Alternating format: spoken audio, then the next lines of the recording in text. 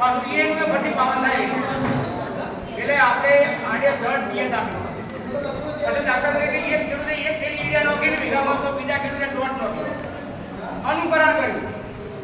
આપણે જમીનની ચકાસણી જો કરાવી હોય તો આપણને ખબર પડે કે ભાઈ આપણી જમીન તમે ચકાસણી કરાવીએ તો નાઇટ્રોજન કેટલું જોવે, ફોસ્ફરસ કેટલું જોવે, પોટાશ કેટલું જોવે, ગંધક કેટલું જોવે, એ આપણને ખબર પડે.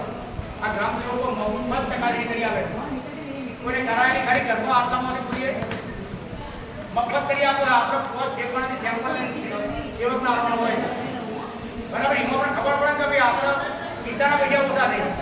તમે આડેધડ નાખો ને તો એ આપણે પૈસા વધારે વપરાય, આપણા ખેતરની આડઅસર થાય, પર્યાવરણ બગડે, પૈસા બગડે, વસ્તુ બગડે. એટલે એ ખાસ જરૂર છે જમીનની ચકાસણી કરવી. પછી કીધું હોય કે 5 કિલો નાઇટ્રોજન નાખવાનો હોય તો આપણે એ કેટલો જ નાખવાનો થાય.